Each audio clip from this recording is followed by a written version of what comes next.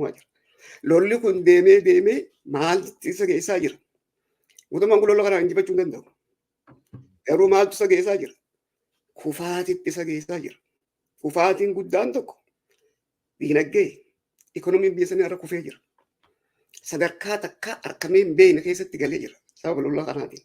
Fi imaammata adda addaa kan mootummaan kun lafa kaayee uummata irratti gaggeessaa jiru. Saniin ikoonomiin biyya sanii kufee jira. Har'a liqii isaanirra jiru kafaluu dadhabanii liqii biraa akkas gargaarsa biraa addunyaa irraa dhabanii jiru. Amma kadhachaa jiru. Guyyaan liqiin kun gadhiifamuuf torbaan tokko qofaa ta'e yeroo ammaa kana. Alada dhufu irratti ni dhumu expire ta'a. Kan dheereffameef waan isaan gaafatan akka guutaniif. Maaltu biyya sanii deemuu ta'a namni beeku hin jiru. Ammatti yoo liqiin kun akkaataan inni itti kafalu lafa hin kaa'amneef liqii sanii achitti immoo gargaarsi ni gaafatu. Liqiin inni gaafatu yoo gadi hin dhiifamneef biyyi sun kufaatii keessa deemuu deemti jechuudha. Mootummaan kun karaa siyaasaatiinis kufee jira. Dippiloomaasiin fudhatama dhabee jira. Waliigalatti mootummaan kun akka mootummaatti jiraachaa hin jiru. Addunyaan mootummaan PP kun biyya sana akka bulchuu hin dandeenye hubatanii jiru. Yaadda guddaa keessaas jiru jechuudha. Ammatti garuu mootummaa kanarraa harka kaafatanii hin jiran. Hamma danda'ametti mootummaan kun jiraatee humnoota biyya san keessa jiran waliin mariidhaan gattaa'ee mari'atee biyya san haa dandamachiisee biyyi sun itti hafuftu kan jiru harkaa qabanii jechuudha. Garuu kun itti fufuu hin danda'u. Callisanii ilaalaa hin danda'an yoo haalli kun itti fufe karaa tokkotti murtii tokko irratti ni gahan jennee abdannaa jechuudha.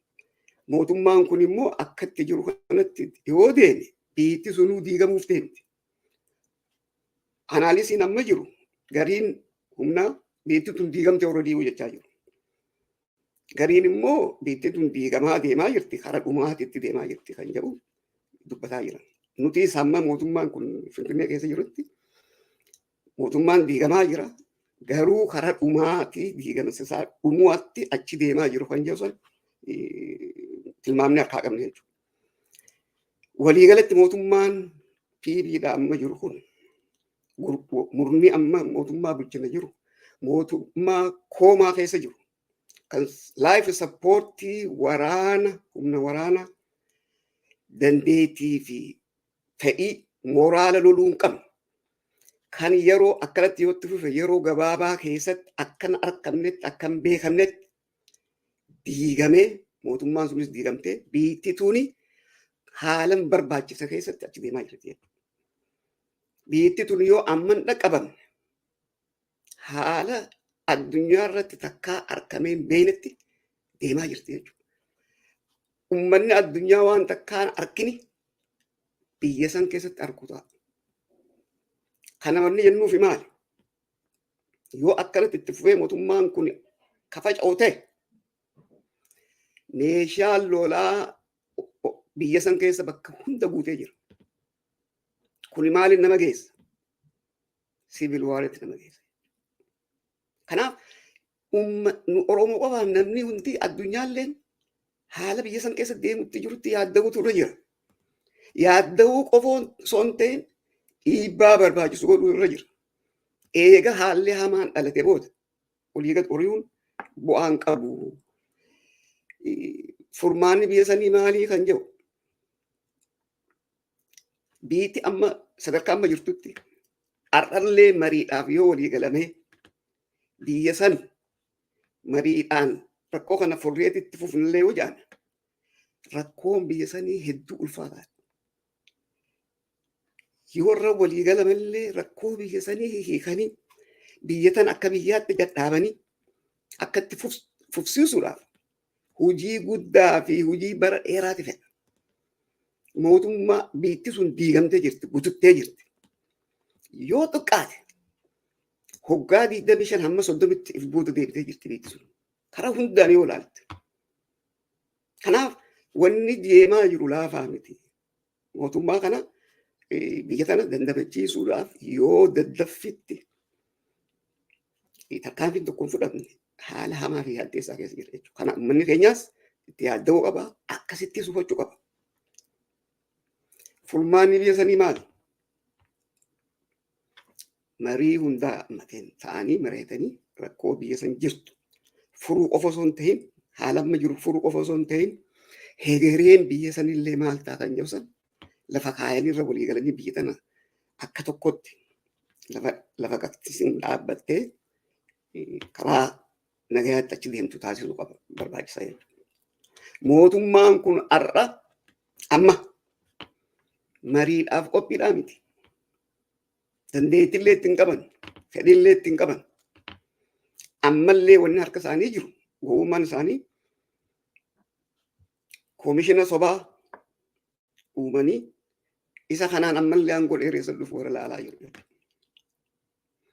Koomishinni isaan jaaramee ammarraa haasa'amu kun koomishina fasale hiikkaa tokkollee hin qabu. Isa kana adda bilisummaa Oromoo jalqabaarraa falmee jira jechuudha. Koomishinni akkanaa kuni biyya tana gaaga'ama biraatti geessa malee furmaata ittiin geessu kan jedhu yeroo adda addaa ibsatti baafnee jira jechuudha. Jaarmoota biyya san keessa jiranillee waliin gallee ibsan baafnee jira jechuudha. Koomishinni kun wanni dhaabbateef haala mootummaan amma jiru kun aangoo irratti turu. Haala amma keessa jiru rakkoo kana keessaatti ba'ee aangoo isaatti dheereeffatu. Isa san mijeessuuf uumame waan gara biraa tokkollee hin qabu. Rakkoo biyya sanii hiikuudhaaf hin dhaabbanne jechuudha. Kanaaf inni kuni waan gatii qabuumi, waan rakkoo biyya sanii hiikuu miti jennaa jechuudha. Marii araaraa ilaalchisee adda bilisummaa Oromoo waan marii araaraa kana nuti dura baasee bara dheeraa dura baafne. Namni hundi nu booda fuudheeti ce'aniira. Gaafa sanitti nuti mariin araaraa hunda hammate biyya san keessatti wal gaggeeffame qofa furmaanni biyya sanii taayyannee lafa keenya jira. Ulaagaa lafa keenyatti jira. Sadarkaa addunyaatti, istaandaardii addunyaatti mariin naashinaal daayiloogiin tokko akkaataatti gaggeeffamu kan lafa magaalaa irra walii galamee jira.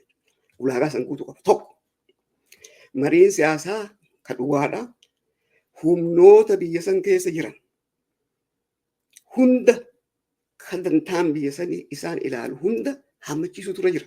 Tokkollee alatti hambisuun qabu. Ka gaara jirus, ka biyya jirus, ka biyya alaa jirus. Kaan qaamni marii san gaggeessu hogganu aangoon isaa waliigaltee qaamota takkaas jaarmoota takkaas humnoota marii kana keessaa qooda fudhateen ta'uu qaba. Mootummaadhaan ta'uu qabu. Koomishinni marii araaraa kan mootummaan namaa jaara addunyaa laglatee hin beeku jechuudha. Eenyu wajji mari'ata? Koomishinni fi yaare. Maal jechuudha? Kanaaf ulaagaa kana guutuutu irra jira.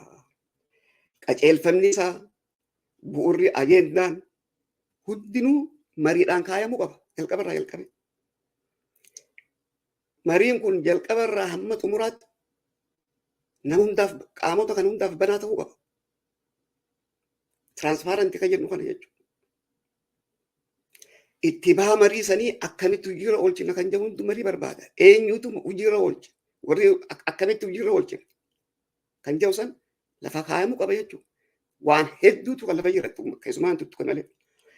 Xumurarraa hanga maayyitti waliigaltee warra dhimmi kun ilaaluun gaggeeffamuu qaba mariin araaraa jalqabarraa hanga xumuraatti. Qaama tokko qofaan kan gaggeeffamu. Mootummaan warra marii kana keessa qooda fudhatu wajjin wal qixa gabbu'ee taa'ee mari'achuu malee inni aangoo qabaate inni waan ifi murteessee wanni tokkollee marii araaraa keessatti kan seenuu qabu hin danda'u. Akka qaama tokkotti keessaa fudhatanis jaaramee xiqqaa wajji namoota muraasaa wajjillee wal qixa ta'eeti gabbu'ee marii araaraa kana keessa qooda fudhachuu qaba. Mariin araaraa akkasiitu gaggeeffamuu qaba kan jedhu ejjennoo keenya jechuudha. Utuun bahin kana keessaa utuu isin hin bahini marii araaraa kana irratti waggaa 50 warri gaafataa turanii nu har'a marii araaraa qopheessinaan immoo irraa hafanii ka jedhu pirezidaantiin naannoo Oromiyaa obbo Shimallis Abdiisaa dubbataniiru. Dhuguma isaantu isin affeerraan irraa haftan immoo wanti kun akkuma isin amma jettan piroosesii mataa isaa ta'e akka addunyaatti iyyuu isaanutti affeeramuu qabu moo isaantu isin affeera? Mootummaa biyya bulchaa jiru komattanii irraa akka haftantu qeeqama. Isaan immoo isiniin qeeqaa jiru irraa hafan jedhanii waggaa 50 ka gaafataa turan nu har'a faasiliteet gooneenaan irraa hafan jedhu. Gara biraatiin komishinoroonni warri koreen kana qopheessaa jiranii warra Finfinnee jiru isinitu isin ibsatti baasaa jirtanii kaafaa oltuutti ibsa baasaa jiru iftoominaan qabu wanti kuni ija siyaasaatiin yeroo ilaalamu koreen filataman kunis haa ta'u mootummaatiin kan geggeeffamudha jettanitu isin qeeqaa jirtanii isaan immoo waraana bilisummaa Oromoo daggala jiruuf iyyuu warri lolaa jiran iyyuu nageenya isaanii eegnee fi dhufanii akka irratti hirmaatanuu qabu ka jedhu waamicha godhaa turan isinoo Finfinnee jirtu waajjirri keessanoo cufaadha waraana warra daggala jira warra qawwee baataniin nageenya keessan eegsifnee dhufnee kottaa irratti hirmaadhaa jechuun mee asirratti maal fakkaata kun gowwoomsaaf sossobaan fakkaatu? Dhugaa isaaniiti bara isaanii nu afeere nama afeeruu hin danda'anii bara koon isaanii kana nu afeeruu hin danda'an nama tokkollee afeeruu hin danda'an talumaan reefu dubbadde irra waliigallee nuutu murteessuu qaba walqixa murteessuu qaba hundi keenyaa namni nama afeeruu hin jiru warri dhimmi kun ulaalu walitti dhufnee isaanis dabalatee walitti keenyee marii kana akkamiin gaggeeffanna kan reefu tuttuqeessan hunda irratti waliigallee waliin qopheessuu jira. Qaamni tokko marii araaraatiin gaggeessa jedhee koomishina jaarii nama biraa afeeruu hin danda'u. Achitti fashale. Kun marii araaraatiin. Marii araaraa waan hin reefu tokko waliigaltee hunda keenyaatiin ta'uu qaba. Wanni hundinuu tokkolleen wanni marii araaraa laalchisu. Hundi waliigaltee keenya marii keenyaan ta'uu qaba. Nu qofa warra marii sanarratti araara sanarratti qooda fudhatu. Amma 50 gaafachaa ture. Kan isaan jaan kanaan ka gaafachaa ture. Kan hin amma reefu jiru kan. Kagaafachaa turre jechuudha. Kareefu kaafte hal dure qabnaaf saniifis mootummaan kun dura marii araaraa kanaaf fedhii qabaachuusaa goodwill kan jennu kan agarsiisu qaba. Kanaafuu lafa kaayinee jira jechuudha. Tokko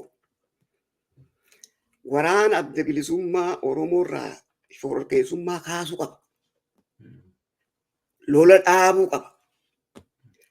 Waraanni akkaataa itti dhufee kana keessaatti qooda fudhatu anjaa'uu qaba.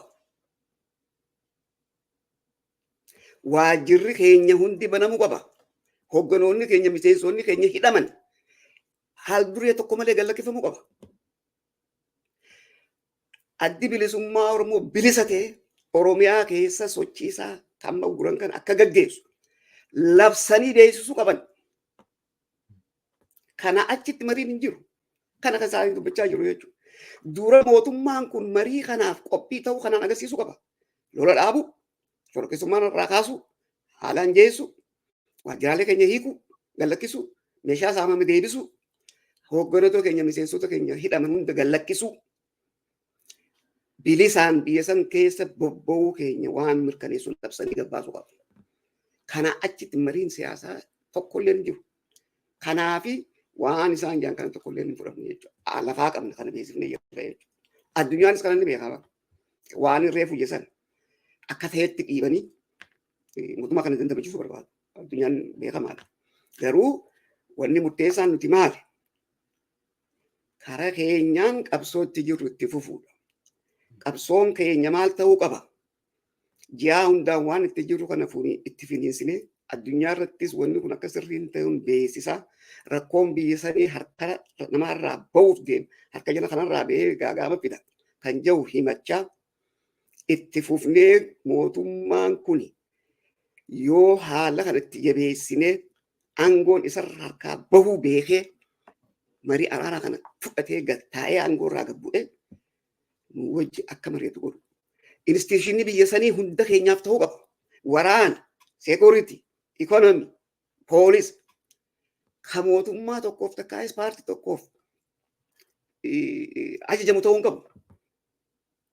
Akkamitti mariirra jarri kun aangoo takkaa hin qaban warri koomishina jedhu ifiifuu aangoo takka hin qaban mee ka waraanaatii miti haala Finfinnee keessa jiru kareefu kaafte san hogganoota keenya maaniisiif mariif deemnee yoo jaan waajjira keenya maan barsiifne hin danda'an aangoo maal qaban kanaatu duuba amma humna waraanaa kan dirree jiruuf wabii ta'uu danda'a maaltu wabii ta'uu danda'a tasaaniitiif wabii hin qabani tasaaniitiif ajaja nama tokkootiin hojjechaa jiran ajaja yaadanii taa'anii wanni kun nama baasaaf hin baasu yaanii hojjechaa jiran silaa warra akkasii yaadu ta'e guyyaa san lafa kaa'anii koomishina kana keessaa deeman warra sammuu goote wanni isaan itti jiran kun akka hojjenne ta'uu hubatanii sila achitti lafa kaayanii deemuu qabu. Garuu isaan waan lafa kaayatan qaban. Wanni lafa kaayatan kan reefu jeessan jechuudha. Bifuma ta'eenuu addunyaarraa gargaarsa argachuu mootummaan kun itti fufee akka jiraatu taasisuudhaaf waan saganteessanii lafa kaayatan itti deemaa jiran jechuun hangamaa jetti yoo itti milkaa'an taate. Saniif itti deemaa jiran gurra namaa kannaan jiran. Kanaaf immoo itti milkaa'anii biitti sun haalan taanne keessatti deemaa jirti. Kanaaf mariin yoo ta'e akka amma jennu kana ta'uu qaba. Kana alatti gatii tokko illee hin qabu jechuudha. Tole.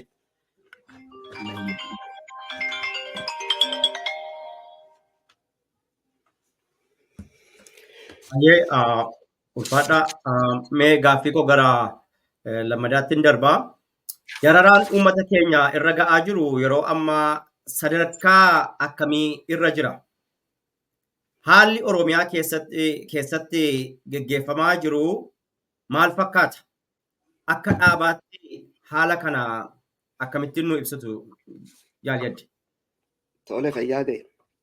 Haalli uummanni keenya keessa jiru Oromoon irra sadarkaa dhabamuurra gahee jira. Oromoo keessatti wanti gaggeeffamaa jiru waan takkaa akkamii hin beekne waan hinuufillee ulfaatu jechuudha. Uummanni Oromoo irra barmoota Abiyyi waan osoo hin dubbatiin godhe hin qabu. Namaatu isa dhagayaa hin jirre malee. Jalqaba gaafa aangoo dhufeerraa jalqabee waan godhuu deemu himaa ture. Abiyyi uummata Oromootii fi ABO aangoo isaatiif akka sodaachisan jalqabarraa beeka. Uummanni kun yoo natti ka'e guyyaa tokko bulchuu ni beeka. Yaadni ABO'n deemuunis yaada inni deemuun kan Itoophiyummaa san akkam fudhan akka san hin taane waan qabsaa'uuf jara kana dhabamsiisuun qaba jee murteeffatee itti deemaa jira. Namaatu dhagaa hin jirre malee. Kana dura waan dubbate qaba.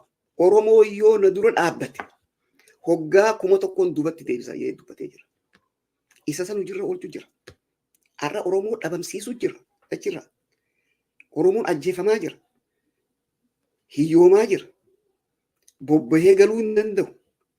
Lolli irra labsameeti ajjeefamaa jira. Hiyyoomee jira.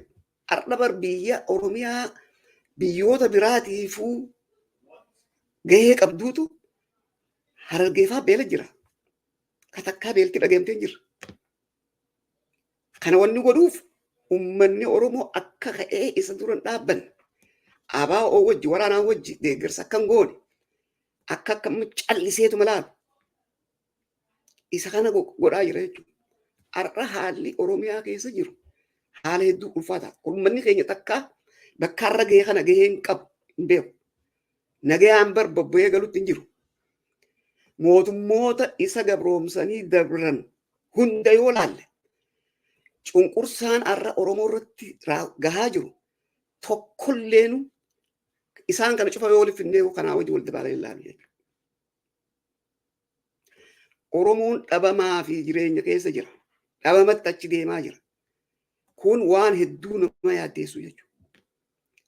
Dhabamni Oromoodhaa dhala Oromoo bakka jiru hundatti yaaddeessu qaba. Akkanatti taa'anii ilaaluun hin danda'amu. Nu hundinuu kana beekuun nurra jira. Oromoon humni kun Oromoo dhabamsiisuudhaaf murteeffatee deemee irratti hojjechaa jira. Rakkoon Oromoo irratti gaggeeffamaa jiru guyyaarraa guyyatti dabalaa deemaa jira.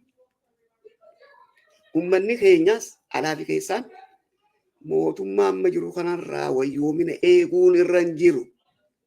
Guyya guyyaan haalli hammaachaa jira. Tokkorraa tokkotti kaanirraa kaanitti dabraniiti uummata kana fixuudhaaf murteeffatee irratti bobba'aa jira. Amma awaajii baasaa jiran yoo agartan sayyara kun fayyaa qabaa jira. Qabeenya uummataa saamuuf deema. Mirga uummanni sossoohuu dhaabuuf deema. Namni biyya alaa bahuu hin danda'u jedhanii kun awaajii baasaa jira. Qabeenya uummanni qabu hunda saamuuf deema. Osoo deemuu bara har'a namni biyya ambaa jiru firasaa gargaaruuf hin deemu har'a hin danda'u yoo inni kun lafarra bulu. Guyyaa awaajiin kun baherraa jalqabee horii baankii ala si harka galee si harka sirraa fuudhuu danda'a qarshii 100 illee yoo ta'e. bar ummanni biyya ambaa jiru fira isaanii ka biyya jiru gargaaruun mootummaa kanaaf gargaarsa. Hin beektu hin galuufi malee. Haalli deemaa jiru dhiibanii ummata kana rakkoo hamaa keessa galchanii akka inni hin dubban akka inni ol godhatee waan akka hin jenne cunqursanii aangoo isaaniitiif saamichatti jiru itti fufaa jiranii. Kanaaf haalli Oromoon keessa jiru hedduu yaaddeessa. Kun Oromoo wanni guddaan amma Oromoon itti yaadda'u qaba. Kan inni boodatti dhufu bilisummaa fi qabsoo miti. Sun amma waan sadarkaa lamaatti ilaalama. Sadarkaa duraatti wanni ilaalamuun irra jiru. Oromoon hubachuun irra jiru. Oromoon dhabamatti deemaa jira. Akkamitti uummata Oromoo dhabamarraa baraarsina kan jedhu sanitti achi deemuun irra jira. Lama. Oromiyaan diigamaa jirti. Har'a injifannoolee qabsoo keenyaan dhufne finneetu duulli irratti gaggeeffamaa jira. Duulli Oromoon bilisoome. Mootummaan kun Oromooti. Aadaa afaan Oromoo irratti duulli gaggeeffamaa jiru. Hedduu deemaa jira. Seenaa Minilikii fi injifannoo Aduwaadha. Wanni gaggeeffame haalli itti gaggeeffame suni uummanni keenya hubachaa hin turre. Hubachaa hin jiru. Wanni Oromoon deemtuun sirrii miti jechuudha nu agarsiisaa jiran. Seenaan Oromootis kan hundaatis seenaa Minilikiif seenaa injifannoo Aduwaati ta'u deemaa jechuudha. Kan uummanni keenya beekaa jiru. Seenaan Calanqoo fi Aanooleedha. Seenaa sobaati jechaa jiru. Maal jechuudha? Bara Oromoon hin jiru seenaan qabduu siin jechaa jiranii. Seenaa sobaati. Seenaan Oromoodhaa seenaa qeenxeeti jechaa jiru. Kana barsiisaa jiru. Har'a afaan Oromoo, aadaan Oromoo maalirra jira? Dhugaa jaan kana.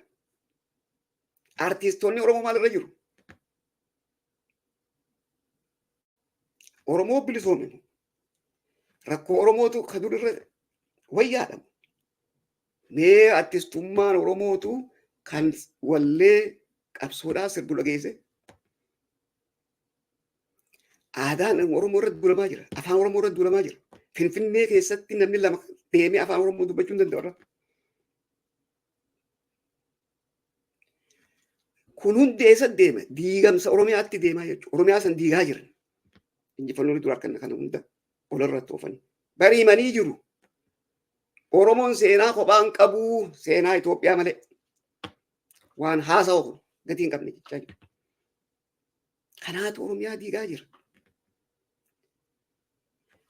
Oromoon wanni akkanatti dararaa harkaa jiruuf qabeenya isaati.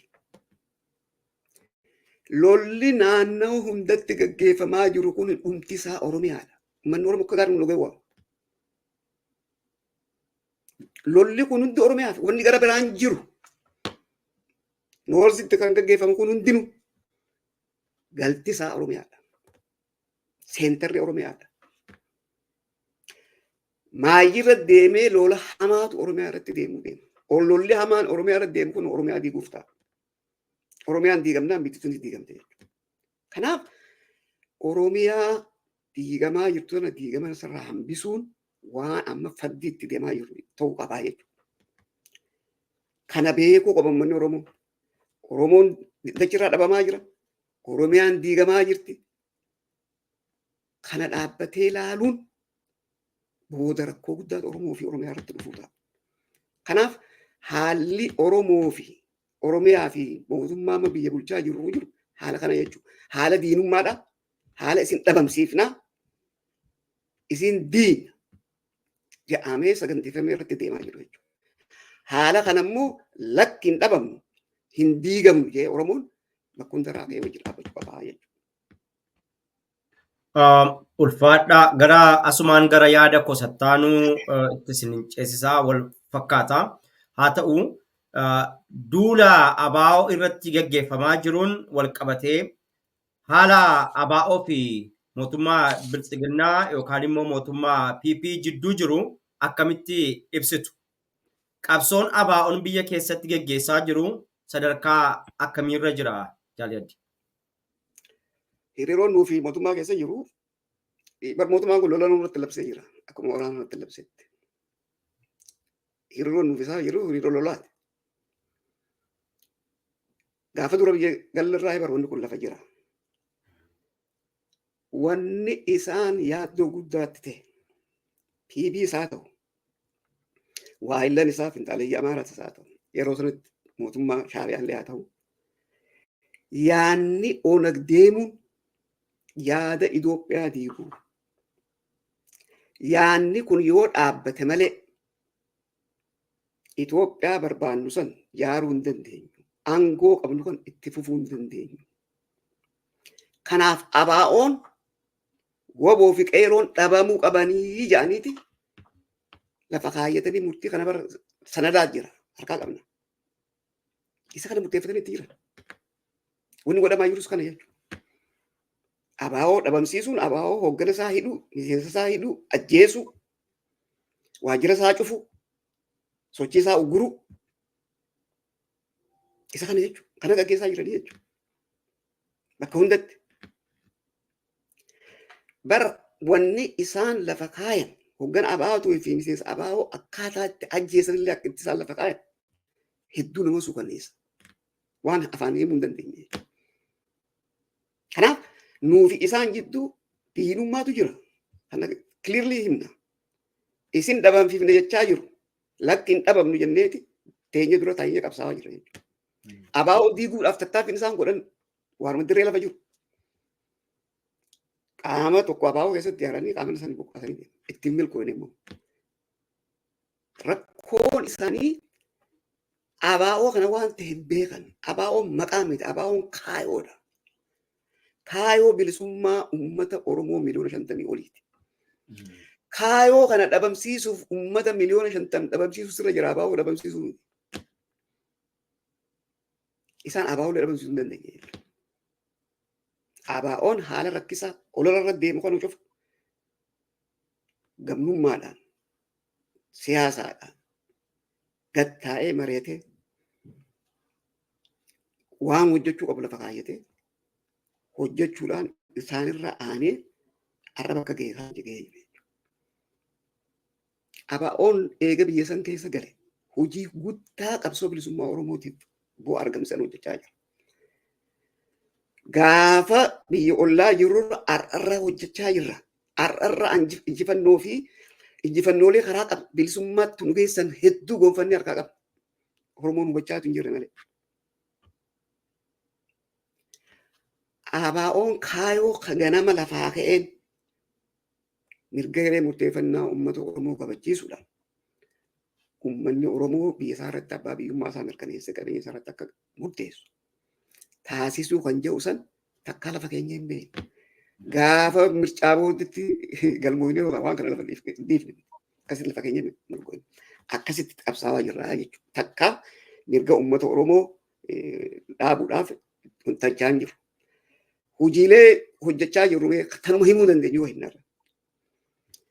Karaa jaarmayaatiin, karaa siyaasaatiin adda bilisummaa Oromoo hojii guddaa hojjechaa jira. Uummata ijaaruu, uummata qopheessuu, haala kan dura fuuldura dhufu cufa irratti uummata qopheessaa ijaaraa jirra jechuudha. Finfinnee irraa kaanee hanga Oromiyaa guutuu irratti nama ijaaraa jirra. Jaarmee ijaarranaaf immoo dabballee leenjifnee bakka hunda deemnee hojjechiisaa jirra jechuudha. Hojii dippiloomaasiidhaa biyya keessaa dhaabbataan hojjechaa jirra. Baasota biyya addunyaa kan biyya san keessa jiran hundi ni qunnama. Kan isaanis ni qunnama. Roorroo fi rakkoo biyya san keessa jiru dhaabbataan saaxilaa jirra. Isteetmentii baafnee. Mirga namaa kan dhiitamaa jiru, kan ajjeefamaa jiru, kan hidhamaa jiru, kan bakka inni jiru hin beekamne hunda daataa sirnaa walitti qabnee addunyaa beeksisaa jira. Warra miidiyaa warra dhimmi kun laalu hunda beeksisaa jira.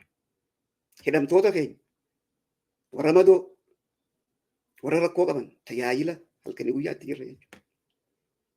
Kana bira kunneeti jaarmiyoota kibbaatii wajji waliin dhufnee waliin ijaaramne kokos kan jiru waliin hojjechaa jirra jechuudha. Inni kun hegeree fuulduraatti illee jireenya saboota kanaatiif bu'aa qaba jennee waan amannuuf irratti hojjechaa jirra jechuudha. karaa hedduudhaanii mootummaa kana rakkisaa jirra. Kufaatii isaa dhiyeessaa jirra jechuudha. Kan uummanni keenya beekuutu irra jira. Siyaasaa jechuun aangoo fi humna hiikkaa biraan qabu. Uummanni keenya kana beeku qaba. ABO'n immoo uummata Oromoo aangoisuuf humneessuu fi qabsoo'ina. Uummanni Oromoo yoo aangoo isaa ifa harkatti galtee humnatee biyya isaa irratti abbaa ta'a, qabeenya isaa irratti abbaa ta'a. Oromiyaa ifa harkatti galfataa jechuudha. Yoo Oromiyaa ifa harkatti galfate rifereendamiidhaanii Itoophiyaa wajjin akkamiin bullaa murteeffata. Kaanaan nuti akeekni keenya. Uummanni keenya kana beekuu qaba. Siyaasaa jechuun tiyooriidhaan miti. Siyaasaa beekuu miti murteessaan. Intellectuals sun. Siyaasaa barattee siyaasaa beekteen siyaasaatti hojjechuudhaan murteessaa. Siyaasaa akkamittiin siyaasaa kanaan hojii qabsoo hojjedhaadha murteessaan. Beekumsa siyaasaadhaan qabsoo hojjechuu qabaachuudha murteessaan. ABO'n beekumsa kana qaba. Beekumsa kana waan qabuuf muuxannoo irraa horate waan qabuuf miseensaa fi hoggana waan kana akkasitti hubatu waan qabuuf addi bilisummaa Oromoo haala hamaa haala rakkisaa hunda keessatti osoo hin jilbiiffatin haqarraa osoo hin maqin kaayoo saasaa irraan ka'in hanqarraa itti qabsaa'ee as ga'e. Har'aas akkuma sanitti itti fufnee qabsoofnee uummata keenyaas dandamachiisu Oromiyaa diigamsa irraa hambisu kana keessa bilisummaa uummata keenyaa mirkaneessuudhaaf halkanii guyyaa hojjechuu jirra jechuudha. Kanammoo ABO dhabamsiisu, ABO hidhanii doorsisanii hojii isaarraa dhaabu humni tokkolleen addunyaa kanarra hin jiru kasan godhuu danda'u. PP ifiifuu haala hamaa fi haala rakkisaa keessa jirti. Bar isaanuu himani. Abiin dubbatee bara rakkoon PPdha ABO dhagee bara. Turu rakkoo isaati miti ni beekna. Rakkoo isaa kanammoo akka amma deemu kanatti furmaatatti kan nuun danda'u. Furmaanni nu harka jiraa jechuun jirra jechuudha. Si harka hin jiru. Kanaaf haalli nuti mootummaa keessa jiru kana wanni nuti hojjechaa jirru kana walumaa galatti gabaabsee yoon kaa'e kanaa jechuudha. Mee asumaan utuu asiin bahin dura addi bilisummaa Oromoo election board irraa eeyyama fudhatee alaabaansaa, haasxaansaa, miseensisaa, waajjirri isaa hundinuu akka eegamuuf waraqaan eeyyamaa kennamee fi biyya sana keessatti polotikaa gaggeessamuu fi waraqaa of harkaa qabaa, eeyyama of harkaa qaba. Garuu akkasin sila jettanii sila instituushinii biyya sanaa poolisii, mana murtii, waraana, raayyaa ittisa biyyaan kun qabeenya biyyaa turan sila. Instituushinoota kana of harkatti qabateeti election boardiin immoo addanaa silaati waan sappoorti godhu kan hundumaa afaan qawweetiin ukkaamsee siyaasaa akkan hojjennu uummata wajjin akka waliin quunnamne adda bilisummaa Oromoo godhe waajjira isaa cufee jira. Alaabaa adda bilisummaa Oromoo arrallee mana namaa keessatti yoo qabame namni sun reebamaa, hin hidhamaa, maqaa shakkamaatiin yookaan maqaa shaneetiin jedhamuun hin ajjeefama. Mee addi bilisummaa Oromoo erga biyya galee asitti waajjirri isaa cufamee jira. Namoonni baay'een erga waajjirri cufamee hojii hojjetaa hin jiru jedhu. Walumaa galatti akka dhaabbitti addi bilisummaa Oromoo biyya keessaa, biyya alaa, miseensi isaa, dhaabni isaa haala akkamiirra jira jaalladhi? Yaa addi bilisummaa Oromoo sirnaan biyya sanitti galmaa'ee jira. Har'a ABO'n biyya saniin galee sirnaan biyya sanitti galmaa'uun siyaasaa biyya san keessatti seenee qooda fudhachuun qabsoo bilisummaa Oromootiif bu'aa guddaa qaba. Dhiibbaan fedhee yoo jiraates, rakkoon fedhee yoo jiraates dinneeti hojii kana hojjechaa jira jechuudha. Akkuma ati jette biyyi biyya dhugaa, biyya dimokiraasiidha. Dhiisimee dimokiraasii biyyuma sirna xiqqaa akka mootummaatti qabdu yoo ta'e wanni amma ati jette kun dhugaadha jechuudha. Waraanni, poolisni, instituushiniin biyya sanii hundinuu kan uummataaf abboomu malee kan paartii biyya bulchuuf takkaas paartii biraatiif abboomu ta'uu hin turre. Haalli sun yoo jiraate waajjira keenyaas wanni cufamuuf hin jiru, namni tokkollee wanni hidhamuuf hin jiru. Siyaasaadhaan wal dorgomu.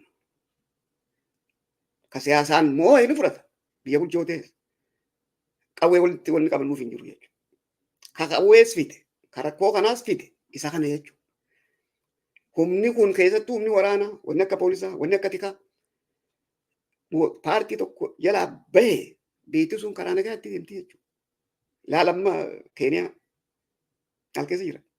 Keeniyaan biyya xiqqoo taate. Itoophiyaan eega mootummaa ta'anii amata meeqa himatan? Bara Ameerikaa fa'aa dura jirra yaanii himatanii. Keeniyaan har'a maal keessa jirti? Uummanni Keeniyaadha. Taaksii mootummaan jireenyaa fi qabe wanta tokko irratti ida'ee dura dhaabbatanii hiriira bahaa jiran. Wanni takka wanni ta'ee hin jiru. Mootummaan kun qawweetti ajajeen ajjeefe. Har'a biyya san keessatti hiriira bahuun yoo mootummaa kana dura dhaabbatanii ajjeefamte jechuudha. Garaagarummaan jiru sana jechuudha. Rakkootu biyya san keessa jira.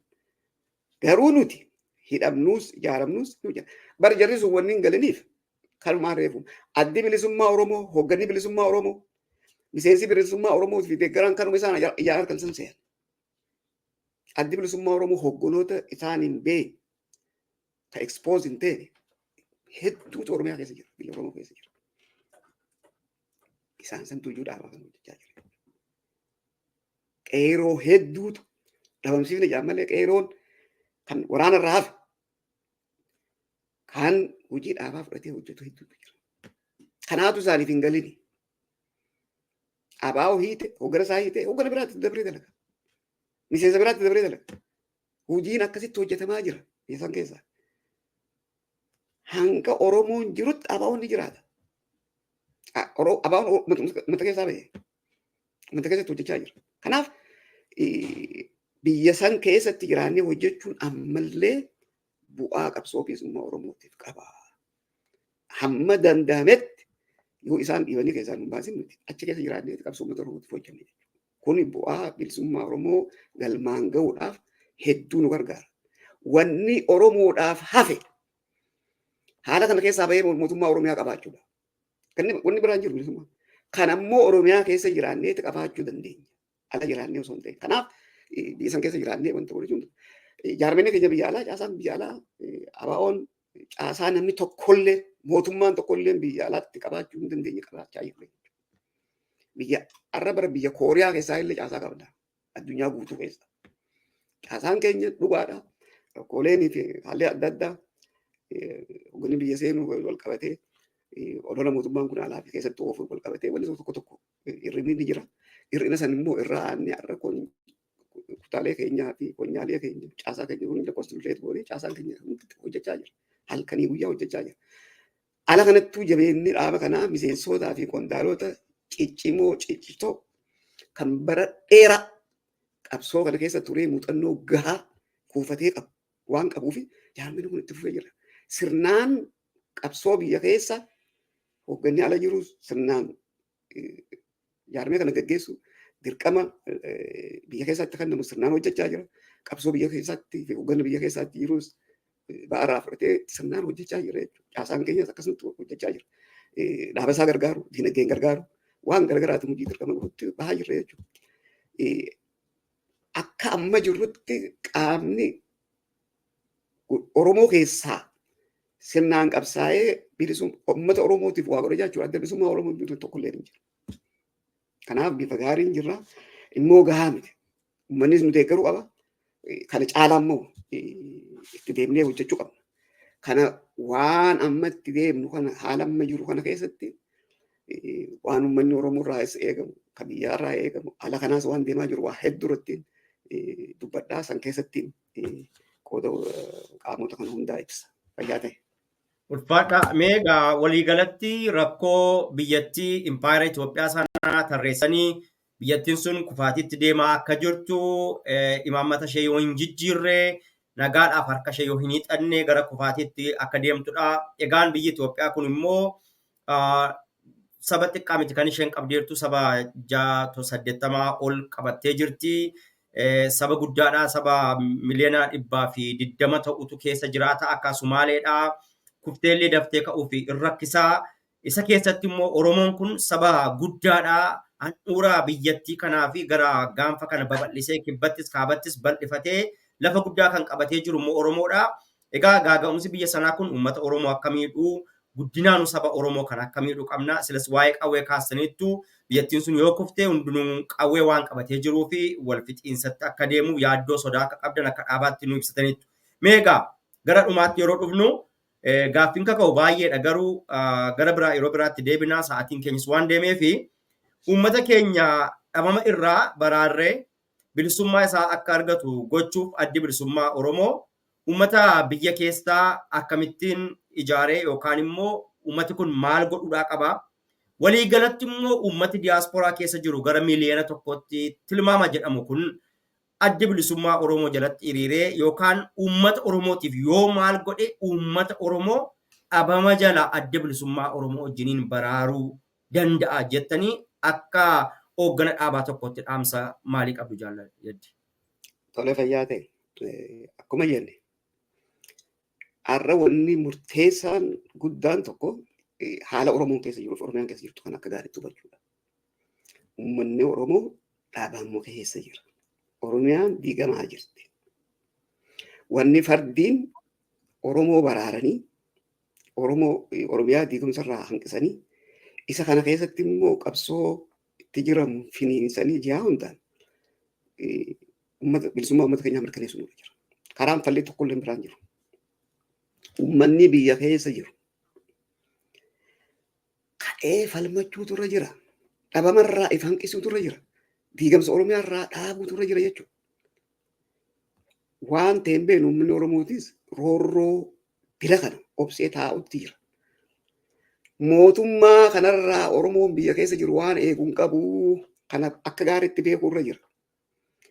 Roorroon sirratti gaggeeffamaa jiru. Cunqursaan sirratti gaggeeffamaa jiru. Itti fufinsaan jabaataa deemuuf taa'a.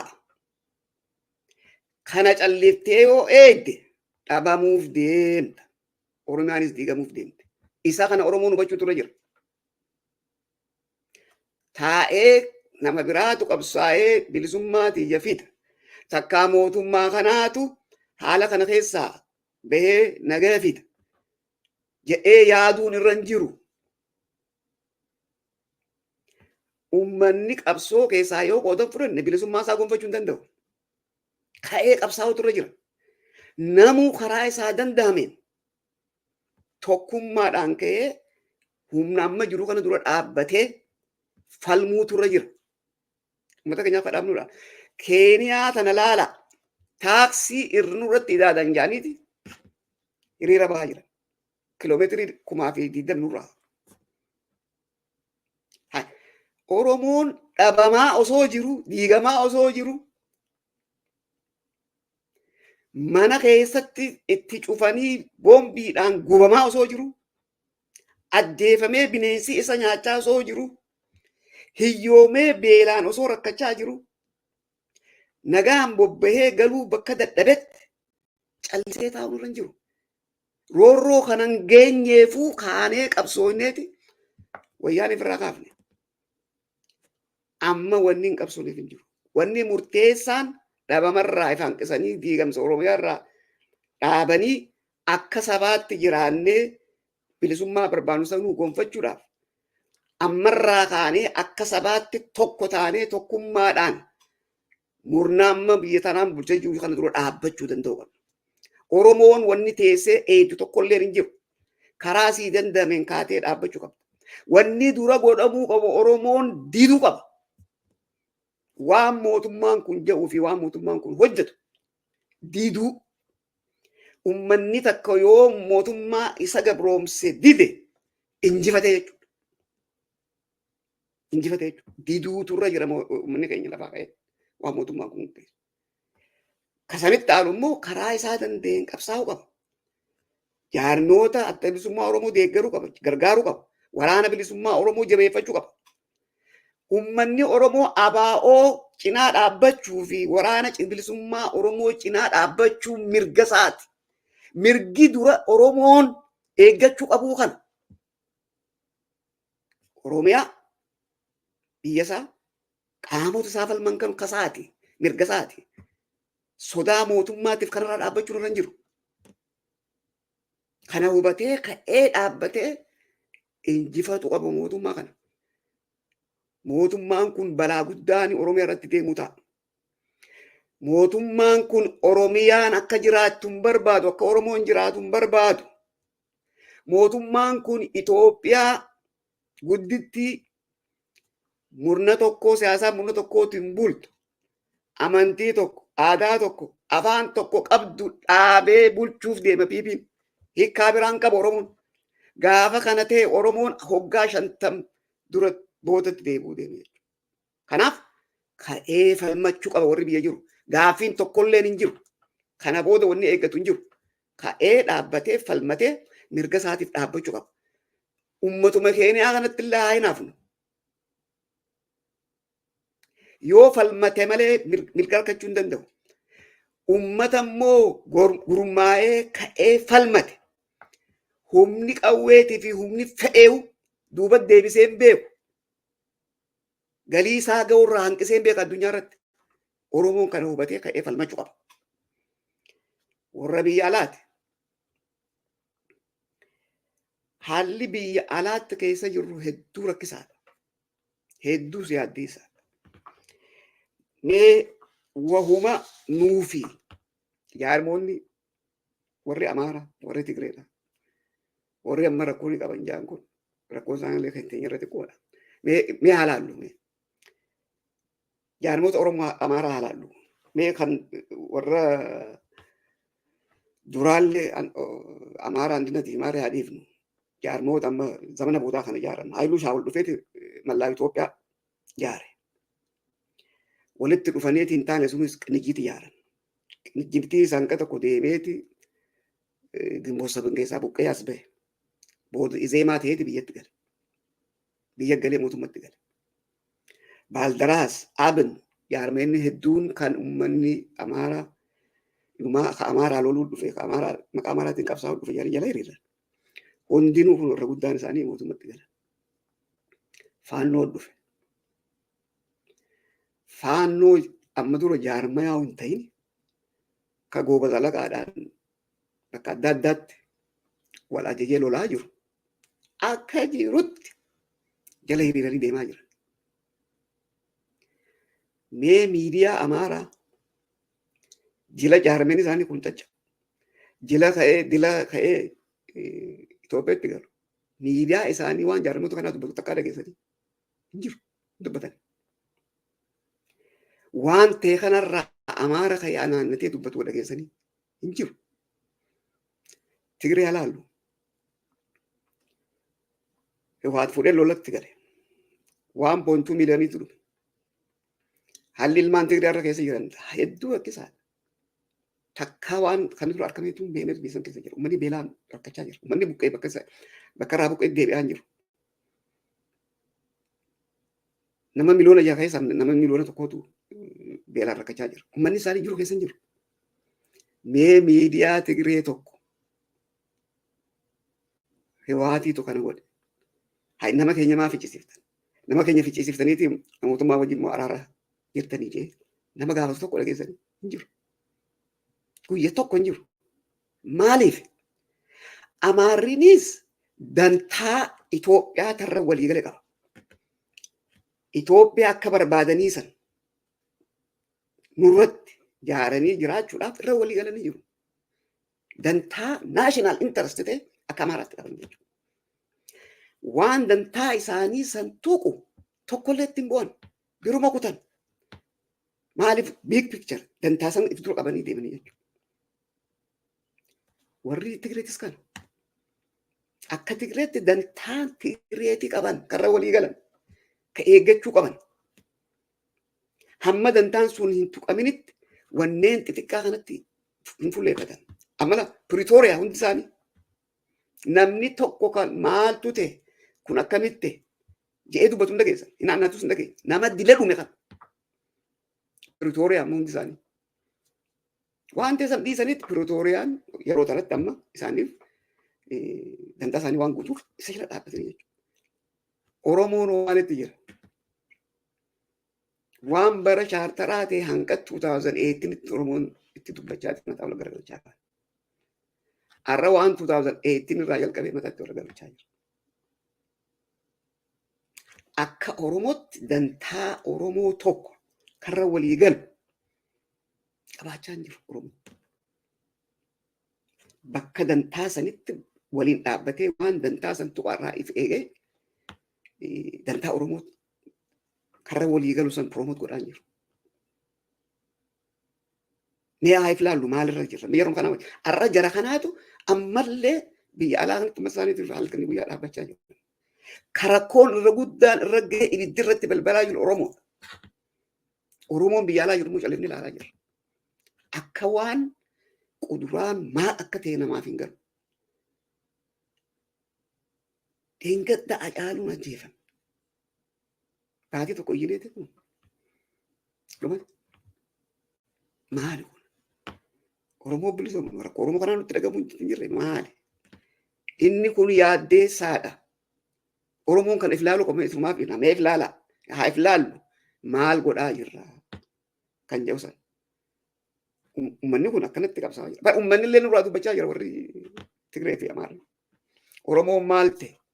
Kan uummanni isaa rakkachaa jiru akkanatti callisee maataa. Duuri isaatu qabsaa wajaa nurraa dubbachaa jira. Isaan nurraa dubbatan. Nuti immoo uummata keenyaaf dubbachaa jirra. Kanaaf mee kanaa ilaallu. Uummanni kun maal keessa jira? Nuti maal keessa jira? Nuti maal godhaa jirra? Isaa maal godhaa jira? Kana mee wal bira qabnee ilaallu. Kana gaafii Oromoo biyyaan baa'uu hundaaf hin dhiisaa jechuudha. If laallee kana keessaa bahuu danda'uu qabna jechuudha. Wanni godhamuu qabu. Uummanni biyya alaa. Kan duraa akkaan ammayyee kana ammatti dantaan Oromoodhaa akka Oromoon hundi bakka jiru irratti walii galuu qabu. Oromoon dhabamurraa baraaruu qabna. Oromiyaa diigamurraa hambifnee uummata keenya kana keessa qabsoo godhattee fufnee bilisummaan gahuu qabna kan jedhu san naashinaal intarest of Oromoo ta'uu kana hundi keenya irra walii galuu qabna. Hattaa kan mootummaa keessa jirullee dhala Oromoo taanaan haalli Oromoo fi Oromiyaan keessa jiru isa yaaddeessee isa kana fudhachuu ture jira. Jaarmee fedha keessaa jiraatu. Yaada fedhe taa qabaatu. Har'a sunumaa murteessaadhaan miti. Murteessaan dantaa Oromoo kana qabannee dantaa Oromoo kana eegsisuudhaaf bakka jirrurraa kaanee falminee hojjechuu qaba. Haala kanatti ijaarsa uummataa kan ijaarameetu jira. Hawaasa, ijaarsa amantii, professionals hedduutu jira. Jaarma gaa qaba biyya Oromoon. Ijaarsa uummataa qabnu qabsoo uummataatiif oolchuun dura jira. Ijaarsi jaarmayaa biyya ambaa ka jiru ka Oromoodha. Haala amma Oromoon keessa jiruuf haala Oromiyaan keessa jirtutti yoo Oromoodhaaf hin oolle gatiin qabu. Gatii tokko hin qabu. Gaafatamalleetu jira. Uummata keenyatti haala kanaan callifnee taa'uun seenaan borutti nu gaafatte. Seenaa qofaa miti.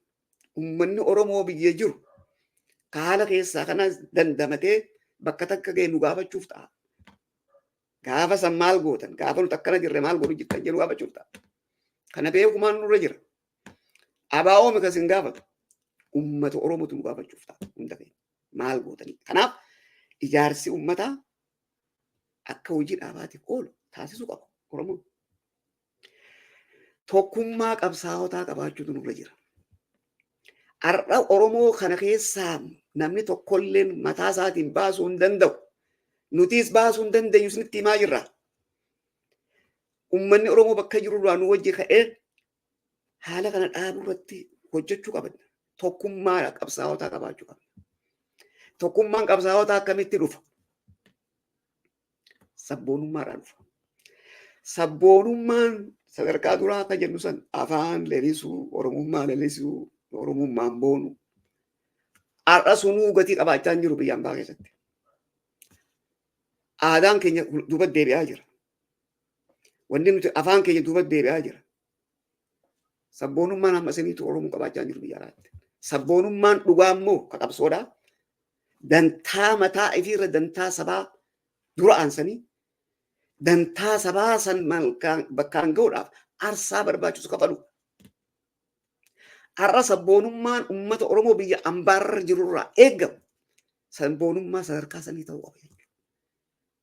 Dantaa uummataa jechuun Oromoo dhabamarraa hambisuu fi Oromiyaa diigamurraa hambisuudha.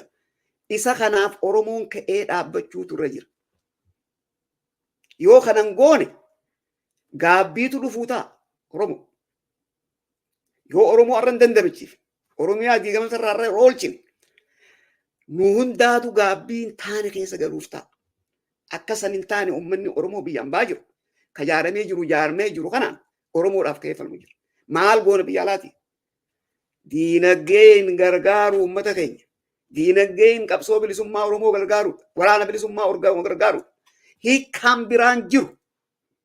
Kana godhuu dandeenya. Uummata keenyaaf sagalee ta'uudha. Hiriira bahuu barreessuu ijaarsi uummataa ifiifuu dura humna ta'uu qaba.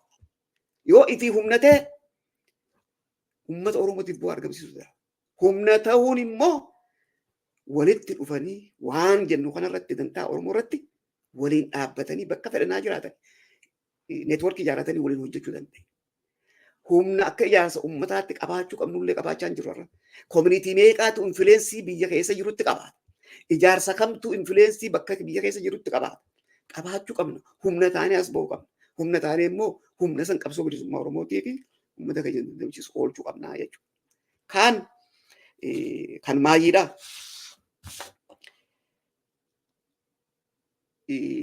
Dippiloomaasii. Akkuma reefu jedhe dippiloomaasii dhaabni dippiloomaasii biyya keessaa alatti hojjechaa jira. Isa san dhiisaa dhaaba. Jarana mootummaan nu gabroomsaa ture hundinuu gargaarsa alagaatiin nu gabroomse. Kophaa isaa nu gabroomsuu hin danda'u. PB'nis arra gargaarsa alaatiin Ameerikaan akka PB gargaartu beeka. Abiyyi akka gargaartu beeka ammallee. Irraan kutan reefu sin hin jira. Silaa isaan irraa kutan guyyaa tokko mulu. Gargaarsa isaaniitiin jira. Gargaarsi kun biyya alaa biyyee nuti jiraannu jiraa bara. Arra gargaarsa kana irraa muruun mootummaa kana jilbifachiisee jechuun hiikkachiifne jechuudha. Public diplomacy kan jedhu sun hojjechuu qabu nuyi. Dhaabuma kanatti qeensa jira abaan olinaa. Dippiloomaasii bakka jirutti hojjechuutu nurra jira. Maqaa ijaarsa kanaatiin dippiloomaasii hojjechuun nurra jira. Biyya jirru keessatti filmaata keessa qooda fudhachuu filmaataan warra mootummaa biyya san bulchan paartii haa ta'u hunda itti dhiyaannee wanti godhu qaba. Ijaarsi dubartiidhaa, ijaarsi kaa'immaniidhaa, ijaarsi amantii hundi kun if keessaa bahaa bakka jirutti uummata kanaaf dhaabbadhaa jennaa. Kaan dhimma miidiyaati.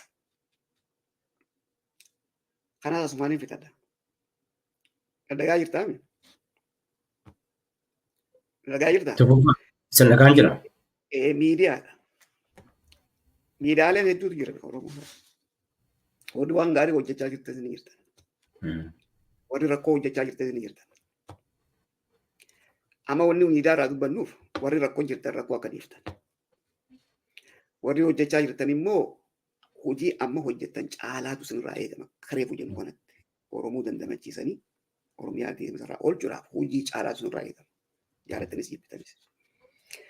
Miidiyaa walaba jaan addunyaa irratti miidiyaan walabni hin jiru. Hin jiru. Miidiyaan dantaa biyyarraa walabate tokkollee hin jiru. Naashinaal intirestii biyya sanirraa walabatee hin jiru. BBC fudhadhaa. Dantaa mootummaa UK irraa dantaa weestanii isaa tokko dubbata dhageessanii hin jiru. Hin dubbatu. CNN akkas. Dhugaadha. Paartii biyya bulchurraa walaba ta'uu ni danda'ama. Immoo intirestii naashinaal intirestii irraa addunyaa irra hin jiru miidiyaa walabate. Itti hin bu'an. Keenya miidiyaa walaba jeeti waan Oromoo diigu waan dantaa Oromoo dura dhaabbatu gaggeessaa jirtan. Kun bu'aan qabu. Miidiyaan Oromoo hundinuu ammarraa jalqabdanii dantaa Oromoo kan mareefu jennu kana uummata Oromoo diigamasarraa hambisu Oromoo dhabamsuurraa hambisu uummata Oromoo diigamasarraa hambisu kan jedhu san naashinaal intirestii Oromootti fudhatanii waan sanitti bu'uurraa dhaabbadha. Miidiyaan dhugaa wajji dhaabbata. Iteksi miidiyaa keessatti warra uummataafuu dhugaa qoratee gabbaasee uummataaf dhugaa hima. Miidiyaan akkasii mire. Miidiyaan hojiin isaa tokko kana. Dhugaa wajji dhaabbadha, haqaa wajji dhaabbadha. Waan Oromoo diigu, waan Oromoo wal dura dhaabu. Hin gaggeessinaa dhiiroo ammatti hin dandeenyu. Oromoon bakka dhaquu ni ga'e irraa nuti isne. Kunis uuma garra. Arra bakka arrabni jiru dhaqa. Miidiyaa nama wal arrabsiisu. Miidiyaa waan nama kaan irraa dubbatu, jaarmee kaan irraa dubbatu keessa guramee taa'ee dhaggeeffata. Oromoodhaaf kun bu'aan qabu. Warri miidiyaa akkasii birraa dhiisaa. Warri rakkoon uummata keessanii kan biyya keessa jiru isinit dhagamu kan irraa dhiisaa. Waan Oromoo jabeessu. Waan qormaata irratti dhaabbatu. Waan barnoota ta'u. Kaan allarrellee bar miidiyaan keenya Oromootti himu jira. Oromoodhaas hin dhaga'an jiru. Himaatuma jirtanii. Uummata alagaatti dubbadhaa. Miidiyaan Oromoo biyya keessa jiru afaan biyya sanitti dubbachuu pirogiraama dhiyeessuu sinirra jira. Uummata biyya keessa jirta. US VOA afaan kuma meeqatti dabarsa. Almost addunyaa tana biyya jirtu hundarratti dabarsa afaan isaanii. Uummata saniif dhimmeeti dabarsuu jira isin fakkaata. Lakkii fadhii Ameerikaati babal'isaa jira. Afaan Ispaanish, afaan Oromoo amma Afrikaa keessoo afaan meeqatti dabarsaa jiran. Maaliif? Fadhii Ameerikaati fi dantaa Ameerikaati promoot godhu jiran bal'isuu jiran. Malee uummata sanii yaadaniiti. Kanaaf keenyaas afaan biyya keessa jirtaniitiin uummatatti dubbadha. Afaanuma Oromooti walitti dubbachaa oolna. Kan uummata irratti hirkattan diinagdee keessa rakkoon miidiyaalee biyya alaa diinagdee irratti rakkachuu. Isinillee karuma keenya deemaa jirtanii bara miidiyaanis uummatuma keenya. Kana jijjiiramuu qaba. Akka kanatti miidiyaa cimaa ta'uu hin dandeessan tokkollee hin keessan. Keessattuu uummata Oromoo biyya ambaa irratti hirkattanii hin dandeessan dhugaa isinitti hima. Karaa biraa fala biraa laala. Indipendent ta'uu isinirra jira diinagdeedhaan. Yoo dhugaadhaan uummata Oromootiif waa himuun jedhu. Kanaaf ammarraa jalqabnee akkuma jennu kanatti amma garii tokko tokko dhugaa nama afeertaniiti. Namni isin afeertan kun wooma fedhe dubbatee deema. Dhaabbullee jettanii warri dhiyeessitan. Amma warri miidiyaa dhugaadhaa fidan maali? Waan fidan qorataniitti beekumsa gahaan dhufan. Yoo namni waan akka malee dubbate lakkii jaanii dura dhaabsisan. Yoo dadhabame nama waan san itti dubbatame san kan jihaa kaanii fidaniiti aboo kun akkan isin jaata koo maal jetti jaanii walitti dhiyeessitan. Isin namicha fiddanii gaafii gaafattanii namichi waan fedhe dubbatee kuttan. Nama tokko tokko lakkii wanni kun akkanaa miti meerra deebiillee sodaan jettan sanuu itti jabeessitanii jettanii sun sirrii miti. It's not fair. Fair ta'uu qaba miidiyaan. Dhugaa dubbachuu qaba. Waan tokko irratti yoo beekumsa hin qabaanne yoo qorannoo hin qabaanne hin dhiyeessin rakkoo fida. Wooma beektu waan qoruu dandeessu irraa fida. Haqaa wajji dhaabbadhaa. Maayii irratti uummata Oromootiif kan hin dhaamu walumaa gala. Haala amma jiru kana dhaabuudhaaf bakka jiru tokko taanee akka qaama tokkotti kaanee yoo sossoone qofa Oromoo kanarraa dandamachiisuu danda'a. Akka qaama tokkotti sossoo'uudhaaf immoo waan dantaa saba keenyaa san karra walii galu kana qabanne isa kana hunda bakka jirurraa promoot godhuudhaaf isa kana eeguudha irratti haa hojjennuun jaa fayyaadaa hireenaa kan ta'aniif galatoomna. Jaaljaddi miseensa shanii gumii sabaa adda bilisummaa Oromoo itti gaafatamaa abbaa dinagdee adda bilisummaa Oromoo asitti argamtanii haala qabsoo bilisummaa Oromoo ABO'n gaggeeffamaa jiru sochiin qabsoo bilisummaa Oromoo impaayera Itoophiyaa keessatti maalirra jiraaf hariiroon adda bilisummaa Oromoo fi bilisiginnaa maalirra akka jiru walumaa galatti uummanni Oromoo garamitti deemaa jiraaf Oromiyaan garamitti deemaa jirti ka jedhu yaada isinii kaasneef chaanaaliin Booranaa Bareentuu isinii kaasee bal'inaan nu ibsuu keessaniif irra deebinee maqaa dhaggeeffattoota keenyaatiin ulfaadhaa kabajamaa jenna.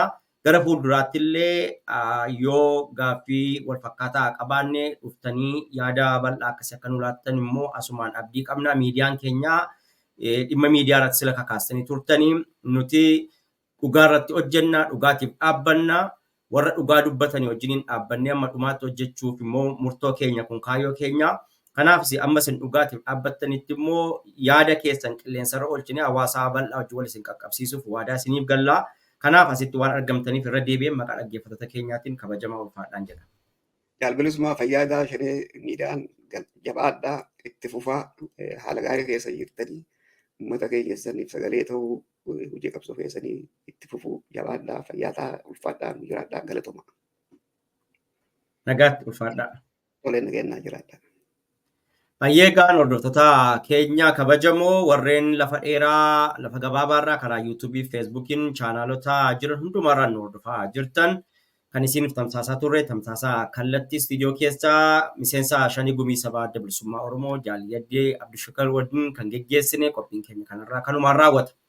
Qophii kabiraa kan chaanaalii Booranaa Bareentuu oduu biyya keessaatiif qophii biyya alaa Waldara duubaan kan isiniif qopheessinuun deebinee amma wal agarruutti beeksisuma kanaan nagaa kan isinitti dhaammatu an qopheesse kan dhiyeesse bilisummaadha.